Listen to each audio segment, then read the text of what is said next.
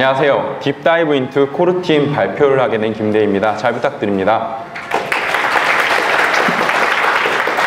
이번 세션에서는 코르틴, 특히 파이썬에서 코르틴이 어떤 식으로 동작하는지 알아보는 시간을 가지도록 하겠습니다. 내부 구형까지 들어가게 될 것이라서 코르틴, 특히 어싱크IO 모듈을 사용해 본 적이 없는 분들은 이해하는 데 어려움이 있으실 수 있습니다.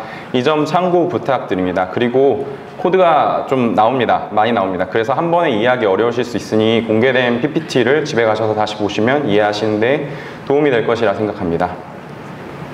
해당 발표에 사용된 환경입니다. 운영체제는 macOS High CLI고요. 파이썬은 CPython 3.6.5를 사용했습니다. 해당 세션에 사용된 코드와 그에 대한 설명은 청중분들의 이해를 돕기 위해 큰 흐름을 방해하지 않는 선에서 적절히 수정되었습니다. 이 점 양해의 말씀 부탁드립니다. 그럼 본격적으로 다이브해 보도록 하겠습니다. 일단 간단한 두 코르틴을 살펴봅시다. 두 코르틴은 첫 줄에서 단순히 이런 식으로 문자열을 출력을 합니다. 그리고 슬립을 걸어주고요. 슬립 후에는 다시 또 문자열을 출력합니다. 그리고 이벤트 루프를 가져오고요. 그리고 이벤트 루프의 두 코르틴을 태스크로서 등록합니다. 그리고 이벤트 루프를 실행합니다. 한번 실행해보죠. 가장 처음에 출력되는 건 이 코르틴 퍼스트 엔트리 포인트겠죠. 그리고 코르틴 1은 1초간 슬립을 할 겁니다. 그 다음으로는 코르틴 2의 퍼스트 엔트리 포인트가 출력이 될 거고요. 코르틴 2는 2초간 슬립을 하게 됩니다. 1초가 지난 후에 코르틴 1이 깨어나서 다시 재개될 거고요. 코르틴 1 세컨드 엔트리 포인트가 출력이 됩니다. 그리고 다시 1초 후 코르틴 2가 재개되겠죠. 코르틴들이 어떤 지점에서 일시 중지하고 다시 재개되는지 살펴보겠습니다. 일단 이벤트 루프가 실행되면 가장 처음에 스케줄링 테스트를 실행하겠죠.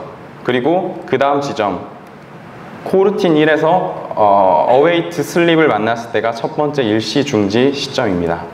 일시 중지되면 실행 시점이 다시 이벤트 루프로 복귀를 하고요. 이벤트 루프에서 다음으로 스케줄링된 다른 태스크인 코르틴 2를 실행합니다. 그리고 코르틴 2에 await 슬립을 만났을 때 다시 일시 중지를 합니다. 그리고 1초 후 코르틴 1이 실행이 되어야 하는 시점에서 await 슬립 다음 지점에서 재개를 합니다. 코르틴 1이 종료된 후 스케줄링된 코르틴 2를 다시 1초 후에 실행합니다. 지금 이 코드를 이해하는 것이 이번 발표의 목표입니다. 바로 지금 다 이해한 것 아닌가라고 생각하실 수도 있는데요. 하지만 코르틴들이 이렇게 스케줄링 되고 실행되기 위해서 뒤에서 어떤 일들이 일어나고 있는지 이해하지 않는 한 이 코드를 완벽하게 이해했다고 할 수 없습니다. 이것을 이해하기 위해서는 첫 번째로 다중진입 지점, 즉 멀티플 엔트리 포인트가 어떻게 해서 동작이 가능한지, 두 번째로 이벤트 루프가 실제로 이 함수들을 어떻게 스케줄링 하는지 알아야 됩니다. 그리고 이것들을 알아가는 과정에서 만나게 되는 파이썬의 내부 구조 등에 대해서도 놓치지 않고 알아보도록 하겠습니다. 다중 진입 지점, 멀티플 엔트리 포인트에 대해서 일단 말씀을 드리겠습니다. 이전에 봤던 코드죠. 방금 봤던 코드. 이 코드 되게 많이 쓸 텐데요. 좀 정리를 해봤습니다. 이 재개 지점, 엔트리 포인트들이라고도 할 수 있겠는데, 이 코르틴들은 각각 두 개의 진입 지점과 한 개의 일시 중지 지점이 있습니다. 보통 await라고 하면 이제 여기서 일시 중지를 할 거라고 생각을 하실 수 있는데요. 일시 정지 될 수 있다 정도로만 생각하시면 될 것 같습니다. 힌트를 주는 것 정도예요. 그 이유는 await의 동작 방식을 이야기하면서 설명드리겠습니다. 코르틴 함수가 일시 정지되고 다시 재개하는 메커니즘을 이해하려면 당연하게도 함수가 어떻게 동작하는지 이해해야 됩니다. 이를 이해하기 위해서는 프레임 객체가 무엇인지 알아야 되는데요. 프레임 객체는 함수를 실행할 때 필요한 정보들을 담고 있는 객체입니다. 간단한 함수를 한번 작성해 보도록 하겠습니다. 단순히 x에 10을 넣고 y에 20을 넣은 후에 그것에 더한 값들을 출력합니다. 이때 전역 변수로 선언된 프레임의 현재 프레임을 얻어옵니다. 그리고 이제 이 함수를 실행하면 30이 출력이 될 거고요. 이 프레임의 프레임 객체가 얻어지겠죠. 자, 그럼 이 프레임 객체에 무엇이 있는지 한번 살펴보겠습니다. 사실 이 네 가지 속성보다 더 많은 속성들이 프레임 객체에는 있는데요. 우리는 이 네 가지 객체만 속성만 살펴보도록 하겠습니다. 일단 flocals라는 속성인데요.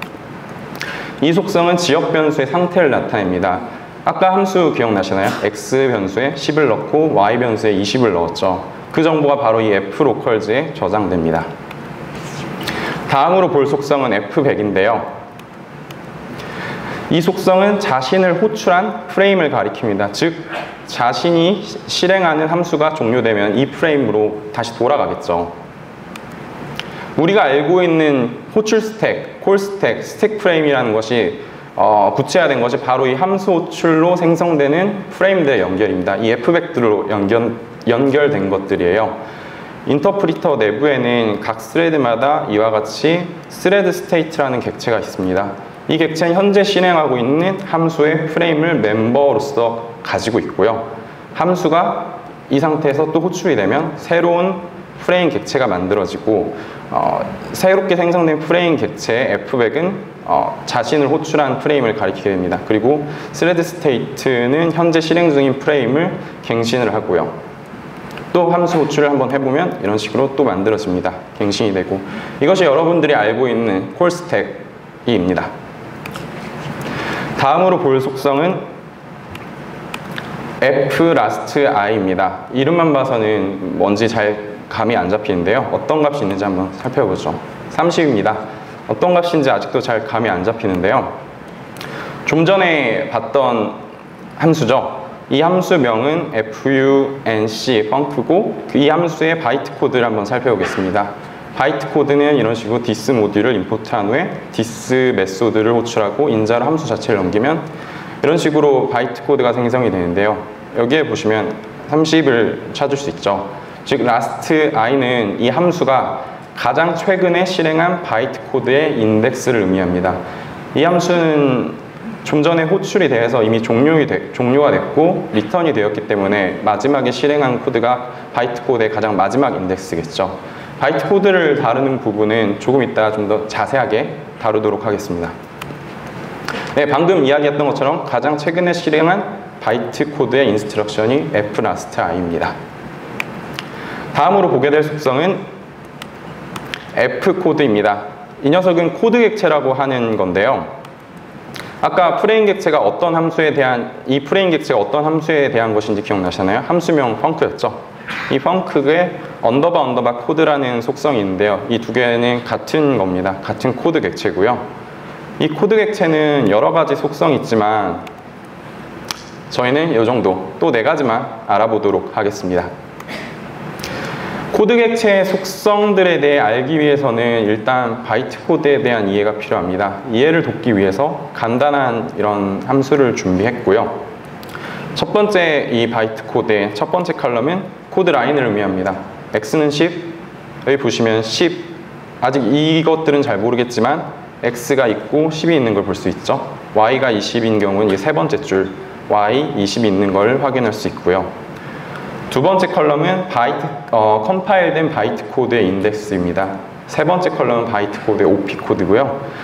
네 번째 컬럼은 해당 OP 코드의 오퍼랜드, 즉 피연산자입니다. 다섯 번째 컬럼은 오퍼랜드가 최종적으로 가리키는 값인데요. 바이트 코드 실행에 대해서 설명할 때 좀 더 자세하게 다루도록 하겠습니다. 그럼 이제 해당 함수의 코드 객체를 살펴볼게요. 아까 func의 언더바 코드 속성 기억나시나요? 그 코드 객체의 네 가지 속성을 우리가 보기로 했죠. 그 중에 co 언더바 코드라는 속성이 있습니다. 뭔가 막 나왔어요. 잘 모르겠어요. 바이트 열들인데요. 이걸 조금 더 알아보기 쉽게 리스트에 넣어봤습니다. 그럼 이처럼 각 바이트들을 숫자의 형태로 볼 수 있는데요. 얘네들이 바로 얘입니다. 로드 컨스트.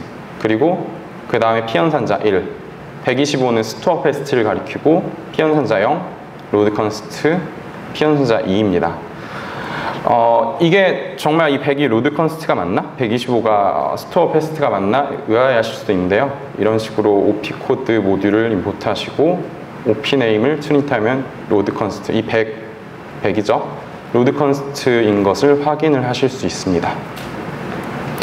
코드 객체의 나머지 속성들에 대해서도 좀 알아볼게요. co 언더바 const는 이 함수에서 사용된 그 상수들이 있고요. 그 다음으로 co 언더바 var names는 이 함수에 사용된 지역 변수 이름이 들어 있습니다. 그리고 다음으로 co 언더바 names는 이 함수 내에서 사용된 전역 변수 이름이 들어 있어요. 프린트는 빌트인 함수이기 때문에 이 이름 자체는 전역 변수 취급이 됐어요. 바이트 코드가 이제 어떻게 실행되는지 살펴보겠습니다. 이해를 돕기 위해서 앞에 사용하고 있는 간단 함수, 이거를 그대로 사용하겠습니다. 우리가 지금까지 이야기한 코드 객체와 프레임 객체의 조합으로 바이트 코드가 실행이 됩니다. 우측에 있는 바이트 코드는 실제로 코드 객체의 co 언더바 코드, 아까 이야기했죠. 그게 컴파일 되어진 바이트 열로 되어 있습니다. 그리고 못 보던 것이 하나 있는데 이 밸류 스택이라는 것이 있죠. 이 밸류 스택 또는 데이터 스택, 이밸류에이션 스택이라고도 불리는데요. 이것은 바이트 코드가 실행될 때 연산을 하기 위해 사용되는 공간입니다. 지금부터 어떻게 동작하는지 살펴보죠. 일단 첫 번째 줄에 로드 컨스트를 실행합니다. 이때 연산자는 피연산자는 1이죠. 로드 컨스트의 피연산자는 이 컨스트 투플을 참조합니다. 피연산자가 1이기 때문에 이 튜플의 첫 번째 1의 1 인덱스가 가리키는 값인 10을 밸류 스택에 로드합니다. 그 다음은 스토어 패스트인데요. 스토어 패스트는 밸류 스택에 있던 아까 10이 있었죠. 이 값을 하나 팝한 후에 해당 값을 이제 지역 변수에 넣어주는데요. 이 ref 로컬에 넣어주는데 피연산자가 0이죠. 이 0은 이 지역 변수 이름이 저장되어 있는 var names의 0번째가 가리키고 있는 x, 이것을 참조해서 지역 변수에 넣어줍니다. 이전에 말씀드렸던 것처럼 이 f 로컬에 지역 변수가 들어가는 겁니다. 똑같이 y에 20을 넣기 위해서 const에서 20을 참조해서 올려주고요. 그 다음 마찬가지로 밸류 스택에 있는 값을 팝한 후에 y에 20을 넣어줍니다. 그리고 이번에는 로드 글로벌을 할 텐데요. co names, 이제 전역 글로벌 전역이죠. co names가 이제 전역 변수 이름들이 들어있기 때문에 이것을 참조합니다. 그리고 로드 패스트를 이용해서 이 두 값들을 밸류 스택에 올리고요. add 바이너리, 이 플러스죠. 밸류 스택에 올라가 있는 값들 두 개를 팝한 후에 더합니다. 그리고 그 값들을 다시 밸류 스택에 넣어줍니다. 그리고 함수를 호출하는데요. 이 call 펑션이라는 거에 이 피연산자 1은 이 함수의 파라미터의 개수가 1개라는 거에서, 그래서 밸류 스택에서 1개를 취합니다. 인자로서. 그래서 30이 들어가는 거고요. 어딘가에서 30이 이제 출력이 됐겠죠. 그리고 프린트는 명시적인 반환값이 없기 때문에 none을 반환합니다. 사용하지 않으니까 팝해버리고요. 근데 해당 함수, 이 함수도 반환값이 명시적으로 있지 않기 때문에 none을 반환하기 위해서 밸류 스택에 none을 올려놓습니다. 그리고 밸류 스택의 가장 마지막에 있는 값을 리턴하고 이 함수는 종료됩니다. 다시 돌아와서 이제 코드 객체의 속성을 다시 이야기해 볼게요. 정리를 좀 해볼게요. const는 const value, 상수들이 있고요. names는 글로벌 변수의 이름들, var names는 지역 변수 이름들이 들어있고, 코드는 바이트 코드, 컴파일된 바이트 코드가 바이트열 형태로 존재합니다. 자, 이제 우리는 바이트 코드도 볼 수 있게 됐습니다. 그럼 처음 봤던 코르틴의 바이트 코드를 살펴볼게요. 이 단순히 슬립하는 코르틴인데요. await 슬립을 하는 지점, 이 세 번째 줄을 보시면은 보면 yield from이라는 거가 눈에 띄실 거예요. 이제 네이티브 코르틴 말고 그 제너레이터 기반 코르틴이죠. 이 제너레이터 기반 코르틴을 한번 살펴보면 얘는 아시겠지만 그냥 yield from을 해요. 명시적으로. 당연히 바이트 코드에도 yield from이 있겠죠. 사실 yield from은 제너레이터 내부에서 또 다른 제너레이터를 사용하기 위해 쓰이는 코드입니다. 일드프람은 결국 내부적으로 샌드를 하게 되죠. 제너레이터를 실행하려면 결국 샌드를 해야 되니까요. 결국 코르틴의 어웨이트는 일드프람을 통해서 이루어진다는 것을 알 수 있습니다. 그럼 우리는 제너레이터가 내부적으로 어떻게 일시정지, 재개되는지 알아볼게요. 코르틴이 결국은 제너레이터와 비슷한 거의 동일한 방식으로 동작한다는 것을 알게 되었으니까 제너레이터의 동작 방법을 알면 코르틴도 알 수 있을 것 같아요. 간단한 제너레이터를 만들어 보고 복습을 해보죠. 제너레이터 객체를 만들고 샌드를 해줍니다. 그럼 우리가 첫 번째 일드까지 진행이 됐겠죠. 그 다음에 다음 샌드를 할 때 2를 넣어줍니다. 그럼 이 일드 자리에 2가 들어가고 이 변수, 리시브 변수가 2를 받고 2를 리턴해 준 것까지 봤습니다. 그럼 이 제너레이터가 이제 일시정지 됐을 때 어떤 일이 일어나는지 살펴보겠습니다. 아까 await가 무조건적으로 일시정지를 의미하는 것은 아니라고 말씀드렸습니다. 이 이유는 결국 await는 일드프람을 하는 것이기 때문에 단순히 서브 제너레이터를 실행하는 것과 거의 유사해요. 그래서 그 코르틴에서도 코르틴이 일시정지하려면 결국 안쪽에서 일드를 하고 있는 겁니다. 여기 제너레이터가 일드를 했던 거와 같은 거죠. 이따가 슬립 함수 내부를 저희가 살펴볼 텐데요. 그때 한번 확인해 보실 수 있습니다. 일단 제너레이터가 일드 됐을 때 어떤 상태인지 한번 알아보죠. 첫 번째 샌드를 하게 되면 첫 번째 일드 지점에서 함수가 중단이 됩니다. 이건 우리가 이미 알고 있는 거고요. 제너레이터 객체는 GI 프레임이라는 속성을 지니고 있습니다. 제너레이터는 아까 우리 프레임을 들고 있는 녀석이 또 있었죠. 바로 스레드가 프레임을 들고 있었죠. 스레드처럼 제너레이터도 프레임을 들고 있습니다. 이 프레임에 f 라스트 i를 조회해보면 2입니다. 이 2는 왠지 이 바이트 코드 인덱스 같은데요. 이거 맞는지 한 번 더 확인해 볼게요. 우리 OP 코드 아까 조회를 해봤었죠. 이 코드 객체를 가져와서 OP 코드 이름을 조회해 봅니다. 그러면 바로 yield value 딱 여기까지 진행이 된 것을 확인할 수 있었습니다. 이렇게 어디까지 지금 진행이 됐는지 제너레이터가 프레임을 들고 있음으로써 알 수 있기 때문에 일시 중지한 다음에 재개를 할 수 있는 거예요. 네이티브 코르틴, 이렇게 어싱크로 선언된 코르틴의 경우는 이런 식으로 GI 프레임이 아닌 CR 프레임, CR 코드가 들어있습니다. 거의 유사하게 생겼죠. 이름만 다르고. 실제로 인터프린터의 샌드 구현 내부입니다. 훨씬 더 긴 코드고 복잡한데 우리가 관심 있는 것만 빼서 정리를 해보겠습니다. 일단 스레드 스테이트를 가져오고요. 이 C 파이썬의 내부입니다. 그래서 C 언어로 되어 있어요. 일단 스레드 스테이트를 가져오고 이 샌드 함수의 첫 번째 파라미터가 그 제너레이터이고요. 이 제너레이터에 GI 프레임을 가져옵니다. 이 프레임 객체를 가져오고요. 그 다음에 아기먼트 처리를 해주는데요. 이 두 번째 파라미터 아기먼트인데 이 아기먼트가 우리가 알고 있는 샌드 뒤에 이 넌, 이런 애들이에요. 이 아기먼트를 이 사막 연살자를 통해서 조금 가공을 해준 다음에 넘겨주는데 보이시나요? 이 F가 아까 말씀드렸던 이 제너레이터의 프레임이었죠. 프레임 이 스택 탑이 프레임의 밸류 스택의 탑이에요. 그래서 밸류 스택에 그냥 우겨 넣어준 거예요. 그래서 우리가 이런 식으로 2를 넘겨줄 수 있었죠. 제너레이터 안에. 이런 식으로 밸류 스택의 값을 우겨 넣었기 때문에 넣어줄 수 있는 거예요. 넘겨줄 수 있는 거예요. 그 다음에 스레드 스테이트에 현재 실행 중인 프레임을 이제 이 프레임에 f백으로 줍니다. 그럼 콜스택이 이제 만들어지겠죠. 그리고 이 파이 eval frame ex라는 함수를 실행하는데요. 방금 이 실행됐던 함수, 이 함수에 프레임이 넘겨져서 실행이 되는데 이 함수는 프레임을 실행하는 함수입니다. 실제 우리가 아까 이야기한 바이트 코드들 있죠. 이 바이트 코드들의 OP 코드들이 이 함수 내부에서 실행합니다. 나중에 인터프리터 공부하실 일 있으면은 이 함수를 꼭 보시기를 추천드립니다.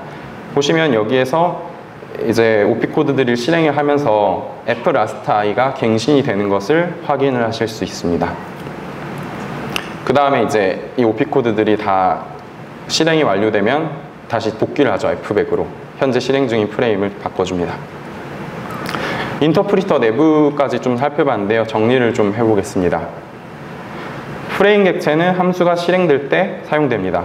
함수가 실행되는데 필요한 정보들을 담고 있으며 콜 스택을 만들고 내부에는 밸류 스택이 있습니다.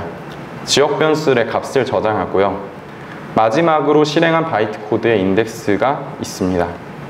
코르틴은 제너레이터 기반으로 이루어져 있고요. 그리고 스레드처럼 프레임 객체를 가지고 있습니다. 이 프레임 객체가 함수를 어디까지 실행하고 있는지 알고 있고 지역 변수들의 상태를 저장하고 있기 때문에 함수를 일시 정지하고 다시 재개하는 것이 가능한 것입니다. 네, 프레임 객체고요. 우리가 방금 봤던 것들입니다. 이 상태에서 함수를 호출하면 이런 식으로 프레임 객체가 하나 더 만들어지고 새로 생성된 프레임 객체의 F백이 이전 프레임을 가리키겠죠. 이게 콜스택이라고 말씀드렸습니다. 그리고 이 프레임 객체는 이런 식으로 스레드가 들고 있습니다. 현재 실행 중인 프레임을. 그리고 이와 비슷하게 코르틴도 프레임을 들고 있다는 것을 우리가 확인을 했었습니다. 네, 자중 진입 지점에 관련된 내용은 여기까지 하고요. 다음 이벤트 루프에 대해서 알아보겠습니다. 여기서 사용된 여기는 non-preemptive, 즉 비선점형 멀티태스킹인데요. 선점형 멀티태스킹에 반대되는 개념입니다. 선점형 멀티태스킹은 대표적인 예로 스레드가 있겠는데요. 어떤 때에 스위칭이 될지 예측을 할 수 없습니다. 반면에 비선점형 멀티태스킹은 스위칭이 되는 지점을 명시적으로 지정을 할 수 있습니다. 코르틴을 예로 들면 await죠. 사실 아까 말씀드렸지만 await가 아니고 await 내부에 있는 yield입니다. 이 이벤트 루프가 코르틴들을 스케줄링하면서 비선점형 멀티태스킹을 구현합니다. 처음 보았던 코르틴인데요. 다시 또 돌아왔어요. 간단히 살펴보면 이벤트 루프를 얻어오고요. 네, 코르틴 1을 스케줄링하고 코르틴 2를 스케줄링하고 실행합니다. 스위칭 되는 지점이 이곳이죠. 자, 그럼 이제 슬립 함수 내부부터 바텀업 방식으로 코르틴들이 어떤 식으로 이벤트 루프에 의해서 스케줄링 되는지 확인해 보겠습니다. 슬립 함수 내부인데요. 만약에 슬립을 0 이하로 주게 되면 단순히 지금 자신의 실행을 일시 중지하겠다는 건데요. 이런 식으로 그냥 프라이빗 함수인 슬립 0을 await 합니다. 이 슬립 0 한번 보도록 할게요. 단순히 1대예요. 아무것도 없어요. 이렇게 되면 이 슬립을 await한 태스크는 자기 자신을 놓아줍니다. 이벤트 루프한테 자기 자신을 놓아달라고 합니다. 그리고 다음이 스케줄링된 다른 잡들을 수행을 합니다. 그리고 딜레이 값이 0보다 큰 경우에는 이런 식으로 퓨처 객체를 만들어 주고요. 이벤트 루프에 해당 딜레이, 이 딜레이 이후에 퓨처의 set result 메소드를 호출해 달라고 합니다. 이 뒤에 있는 것들은 이 set result의 파라미터로 들어가게 될 녀석들이고요. 이 콜 레이러는 이벤트 루프에게 이 딜레이 이후에 이 메소드를 호출하라고 스케줄링을 하는 겁니다. 그리고 이 퓨처를 결국에 await를 시켜주는데요. await는 결국 제가 아까 yield from, send를 한다고 말씀드렸죠. 퓨처 내부를 한번 볼게요. 퓨처가 await 됐으니까. 그럼 실제로 send를 하게 되면 객체 내부에 언더바 이터 또는 언더바 await를 실행을 하게 됩니다. 이때 자기 자신을 셀프를 yield하는 것을 알 수 있습니다. 그럼 이 yield 된 값을 받는 곳이 어디인지 한번 살펴보도록 하겠습니다. 그것은 바로 태스크 객체인데요. 처음에 create 태스크 기억나시죠? 이 이벤트 루프에는 태스크에 언더바 스텝이라는 이 메소드가 스케줄링 된 것입니다. 그 언더바 스텝이라는 메소드에 코르틴을 직접 이렇게 샌드를 한 거예요. 코르틴과 이벤트 루프에 관련된 내용들은 이 언더바 스텝에 대부분 있습니다. 공부하시려면 이 언더바 스텝 메소드를 꼭 봐보세요. 상당히 깁니다. 코르틴이 이벤트 루프에 스케줄링 된다는 것은 바로 이 언더바 스텝 메소드가 스케줄링 된다는 것을 의미합니다. 그리고 이것에서 샌드를 하고 익셉션이 나지 않으면 보시면 이 리절트가 넌인 경우 아까 슬립 제로 했을 때 일드만 했던 거 기억나시죠? 그때는 넌이 일드 됩니다. 그리고 이 경우 다시 이벤트 루프에 다시 이 언더바 스텝 메소드를 콜순을 통해서 다시 스케줄링을 해줍니다. 만약 아까처럼 퓨처가 일드된 경우도 있었죠. 퓨처 내부에서 셀프를 일드했죠. 이런 경우에는 이 리절트가 그 퓨처인데요. 퓨처 자체에 애드던 콜백으로서 이 스텝 메소드를 콜백으로 등록을 해줍니다. 사실 여기서 퓨처를 체크하는 게 아니고요. 그 어떤 플래그를 체크하는데 이렇게 이해해도 저희가 이해하는데 무리가 없을 것 같습니다. 네, 그래서 태스크의 이제 init 메소드인데요. 보시면 생성될 때 우리 create 태스크 아까 했죠. create 태스크하면 이 태스크 객체가 만들어질 거고 이 언더바 스텝이 이벤트 루프의 콜순에 의해서 스케줄링 된 것을 확인하실 수 있습니다. 퓨처 내부를 보면요. addon 콜백인데요. 이 addon 콜백을 하면 이 콜백 리스트에 단순히 append를 합니다. 콜백 함수를요. 그리고 set result, 즉 퓨처가 완료될 때 이 콜백들을 실행을 하는 게 아니라요. 다시 또 이런 식으로 이벤트 루프의 콜순, 이 콜백 함수들을 또 스케줄링 합니다. 직접 실행하지 않아요. 그림으로 한번 좀 더 정리를 해볼게요. 지금 많이 복잡했거든요. 그래서 이걸 좀 정리를 해볼게요. 처음에 이 태스크가 만들어지면 create 태스크가 되면 태스크의 언더바 스텝이 이벤트 루프의 콜순에 의해서 스케줄링 됩니다. 그리고 언더바 스텝 메소드 내부에 코루틴을 샌드를 하고요. 해당 코루틴 내부에서 일드 됐을 때 값이 없으면 슬립 제로였죠. 이 경우는 슬립 제로면 언더바 스텝이 다시 한 번 더 이벤트 루프에 스케줄링 됩니다. 만약 일드된 값이 퓨처면 이 언더바 스텝을 이벤트 루프에 스케줄링 하는 게 아니라 퓨처에 애드던 콜백에 넣어줍니다. 그리고 추후에 퓨처가 완료가 돼서 값이 세팅되면 해당 콜백들이 이벤트 루프에 스케줄링 됩니다. 방금 여기까지 봤습니다. 그럼 이제 이벤트 루프를 구현을 해보기 전에 그 구현에 앞서서 핸들 객체에 대한 이야기를 잠깐 할게요. 이 녀석은 함수 자체를 랩핑한 녀석입니다. 보시면 그냥 함수를 넘겨주고요. 함수의 인자들을 넘겨줍니다. 멤버로서 얘네들을 다 들고 있고 언더바 런을 하게 되면 아까 넘겨줬던 함수들을 실행을 합니다. 그리고 이 핸들을 상속한 타이머 핸들이라는 게 있는데요. 이 녀석은 자식이 언제 실행되어야 되는지를 나타내는 when이라는 게 있어요. 이게 시간이거든요. 그래서 이 시간으로 체크를 하고요. 이 타이머 핸들러 객체는 이 greater than과 같은 비교 연산자들이 구현이 되어 있기 때문에 정렬이 가능합니다. when이 빠를수록 앞으로 정렬이 돼요. 커스텀 이벤트 루프를 이제 만들어 보겠습니다. 그 async IO 모듈에 abstract event loop라는 클래스가 있는데요. 이 녀석을 상속을 함으로써 이벤트 루프 구현이 시작됩니다. create future, create task. 단순히 일단 만들어 주고요. time 메서드는 시간을 초로서 현재 시간을 초 단위로 리턴해 줍니다. 그리고 get debug, time handle cancelled는 딱히 우리가 관심은 없는데 없으면 익셉션이 나요. 그래서 근데 우리가 관심 있는 곳에 영향을 두지 않기 때문에 익셉션 나지 말라고 넣어뒀습니다. 진짜 이벤트 루프를 구현해 볼게요. 시작할 때 init의 이벤트 루프는 이런 식으로 scheduled list와 ready DQ를 들고 있습니다. scheduled list는 타이머 핸들을 가지고 있게 되고요. 즉 특정 시간이 되면 실행될 녀석들을 가지고 있게 됩니다. ready DQ는 수행할 준비가 된 핸들 객체들이 오게 됩니다. 콜순을 아까 스케줄링 할 때 콜순 많이 나왔죠? 콜순을 한번 구현해 볼게요.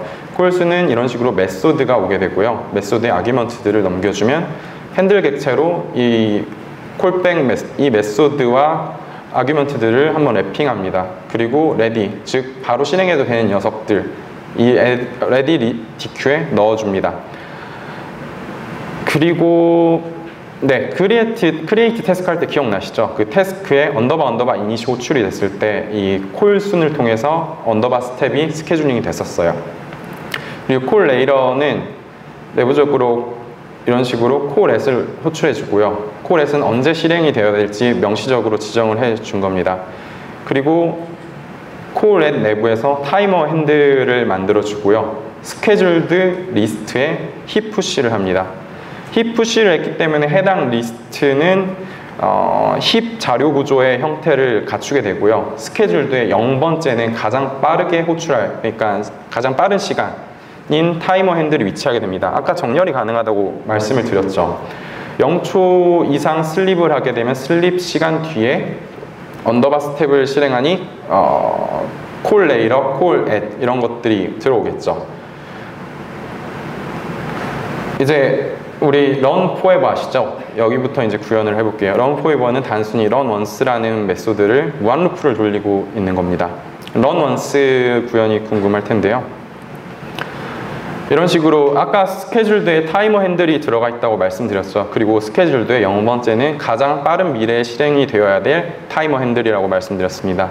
이 녀석들을 이제 계속해서 레디에 어펜드 해줍니다. 이제 실행이 되어야 되는 시간이 되었다고 되면은 넣어주고요. 그리고 레디에 있는 녀석들을 앞에서부터 하나씩 빼서 실행을 해줍니다. 이 언더바 런에서 아까 우리 봤었던 태스크 언더바 스텝 메소드도 실행이 되는 거겠죠. 그리고 이제 타이머 핸들이 스케줄드에 여기에 이 스케줄드에 아직 남아 있고 근데 딱히 레디에 아무것도 없어요. 실행을 할 게 없어요. 그러면은 루프가 무한 루프를 계속 돌겠죠. 그렇기 때문에 슬립을 걸어줍니다. 슬립이 뭐 1초, 10초, 100초 걸려 있어야 된다고 하면은 뭐 1초만 걸어주겠죠. 스케줄도 0에 가장 빠르게 실행되어야 될 녀석이 있으니까요. 0번 인덱스에. 이것만 가지고도 우리가 처음 만들려고 했던 어싱크 IO 슬립 함수를 실행할 수 있는 이벤트 루프가 완성이 된 겁니다. 이걸로도 돼요. 그런데 이건 문제점이 있는데요. 만약 타임아웃이 0이 되는 상황, 즉 핸들이 아무것도 없는 상황에서는 무한 루프 돕니다. 스피닝 돼요. 그래서 CPU를 계속 점유하겠죠. 이 이벤트 루프는. 그리고 슬립을 엄청나게 길게 해주는 상황이 될 수 있어요. 예를 들어 100만 초 슬립이 걸렸어요. 그러면 해당 이벤트 루프가 오랫동안 멈춰있게 되는데 깨울 방법이 매우 제한적이에요. 예를 들어서 다른 스레드에서 이 이벤트 루프에 잡을 스케줄링 했을 때 깨우기가 매우 어렵죠. 우리는 이거를 이 한계를 극복하기 위해서 셀렉터를 도입을 해볼 겁니다. 셀렉터는 운영체제에 폴링 함수를 호출할 수 있도록 만든 래핑 클래스인데요. 각 운영체제마다 사용하는 폴링이 다르죠. 리눅스 계열은 E4를 쓰고 맥 같은 경우는 FreeBSD는 KQ를 사용합니다. 이 디폴트 셀렉터를 사용하게 되면 운영체제에 맞는 셀렉터를 자동으로 가져와지게 됩니다. 셀렉터가 어떤 식으로 동작하는지 한번 알아보겠습니다. 셀렉터는 파일 디스크립터의 이벤트를 감지해 주는데요. 우리는 소켓으로 한번 예제를 들어볼게요. 이렇게 소켓 페어를 만들고요. 서버 소켓이 있고 클라이언트 소켓이 있습니다. 그리고 셀렉터를 만들고 이 셀렉터에 서버 소켓의 파일 디스크립터에 이 리드 이벤트를 등록해 줍니다. 그리고 이렇게 셀렉트를 호출하면 타임아웃을 0으로 넣어주면 이 라인에서 무한히 블로킹 돼요. 기다려요. 그렇지만 CPU를 더 이상 스케줄링을 하지 않을 거예요. 그리고 다른 스레드에서 이렇게 클라이언트 소켓에 샌드를 해줍니다. 그럼 이 샌드를 하게 되면 서버 소켓이 뭔가 받겠죠. 받게 되면 이 리드 이벤트가 발생을 하게 됩니다. 리드를 할 수 있게 되니까요. 그러면 이때 이 블로킹이 풀리게 되고요. 서버 소켓이 읽을 수 있겠죠. 이런 식으로 셀렉터가 동작을 합니다. 그럼 이제 셀렉터를 도입을 해볼 건데요. 이런 식으로 셀렉터를 넣어주고 방금 했던 겁니다. 서버 소켓의 파일 디스크립터에 이벤트 리드를 등록을 해주고요. 아까 봤던 이벤트 루프가 오랫동안 슬립 상태가 이걸 방지하기 위함인데요. 근데 다른 스레드에서 이런 식으로 콜순 스레드 세이프라는 걸 호출을 하게 됩니다. 실제로 이벤트 루프에 이런 메소드가 있어요. 그러면 내부적으로 그냥 콜순 하고 이 클라이언트 소켓에 아까 봤던 것처럼 샌드를 합니다. 그럼 이 서버 소켓에 이 리드 이벤트가 발생을 하겠죠. 문제가 있었던 부분이 아랫부분이고요. 이걸 변경을 좀 해보면은 타임아웃, 만약에 레디, 즉 바로 실행해도 돼야 되는 녀석들이 있다면 기다릴 필요가 없겠죠. 타임아웃을 0으로 둡니다. 만약에 레디가 안에 아무도 없고 근데 스케줄드에 타이머 핸들러가 있다면 가까운 미래에 실행될 녀석들이 있는 거겠죠. 이 0번 시간만큼 뭐 예를 들어서 여기에 1초 후에 실행이 되어야 된다고 하면 타임아웃에 1초가 들어오겠죠. 그리고 셀렉트 해줍니다. 그럼 아까 말씀드렸던 것처럼 여기에 이 자리에서 블러킹이 되고 CPU는 더 이상 스케줄링을 하지 않습니다. 그렇지만 아까 말씀드렸던 것처럼 가장 최근에 미래에 실행되어야 될 녀석이 100만 초 이후에요. 그러면은 여기가 안 깨어나겠죠. 그렇지만 이렇게 셀렉트를 하게 됨으로써 우리가 아까 앞에서 다시 살펴보면 서버 소켓을 이런 식으로 이벤트를 등록했죠. 서버 소켓의 파일 디스크립터를. 그러면 클라이언트 소켓이 이런 식으로 샌드를 하게 해주면 이 이벤트가 발생을 합니다. 그럼 이 셀렉트가 서 봉쇄됐던 것들이 깨어납니다. 그래서 다음 줄로 이런 식으로 넘어가지게 됩니다. 그리고 다음 루프에서 이제 언더바 레디를 자연스럽게 스케줄링을 하겠죠. 지금까지 만들어 본 게 간단한 이벤트 루프, 직접 동작하는 거 한번 알아볼 거고요. 그 전에 방금 보여드렸던 셀렉터를 통해 파일 디스크립터의 이벤트를 감지했는데요. 사실 셀렉터는 I/O 싱글 스레드 멀티플렉싱 통지 모델의 대표적인 방법입니다. 따라서 이것을 일반화시키면 비동기적으로 I/O를 처리를 할 수 있습니다. 방금처럼 소켓을 이용하면 비동기 소켓 통신도 가능하고요. 이 부분은 한번 직접 구현을 여러분들께서 시도해 보시면 참 좋을 것 같습니다. 자, 그럼 지금까지 만들어 본 이벤트 루프로 가장 처음에 나왔던 간단한 코르틴을 실행해 보도록 하겠습니다.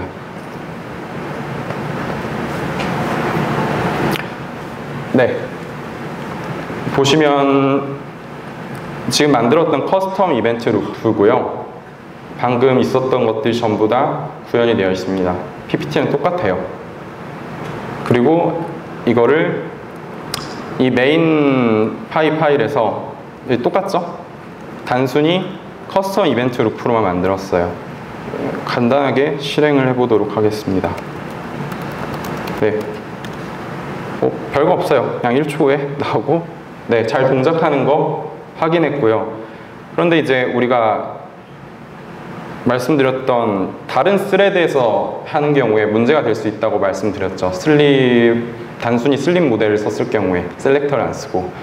그래서 다른 스레드에서도 한번 해볼 텐데요. 코르틴 1은 처음에 1-1을 출력하고 그 다음에 8초 동안 슬립을 하고 1-2를 출력을 할 겁니다. 코르틴 2는 2초 후에 출력을 할 텐데요. 그런데 이 코르틴 2를 다른 스레드에서 스케줄링 시킬 거예요. 이 코르틴 2를 여기서. 그러면은 이 어싱크 IO run 코르틴 스레드 세이프라는 것을 통해서 실행을 해야 되는데요. 내부를 보시면 이 루프에 콜순 스레드 세이프를 합니다. 이 표준 스탠다드 라이브러리가 이렇게 돼 있어요. 그래서 이게 좀 방금 어려우실 수 있는데요. 이렇게 되는 거예요. 메인 스레드에서 처음에 코르틴 2를 실행하고요. 그러면은 시작하자마자 1-2를 찍겠죠. 얘는 8초 동안 슬립을 합니다. 8초 동안 쉬고 1-2를 출력을 합니다. 그리고 다른 스레드에서는 보시면은 이게 3초 동안 기다렸다가 코르틴 2를 스케줄링을 할 거예요. 3초 동안 기다렸다 코르틴 2가 이때 스케줄링 되고, 그리고 코르틴 2가 2초 후에 2-2를 찍을 겁니다. 그러면은 이거를 실행을 해보겠습니다. 이런 식으로 그럼 1-1이 처음에 찍히고 3초 후에 2-1이 찍힌 겁니다. 2초 후에 2-2가 찍히고 다시 총 8초 후에 1-2가 찍힌 거예요. 지금 같은 경우는 보시면 아시겠지만 다른 스레드에서 이거를 스케줄링을 한 것을 확인을 하실 수 있었습니다.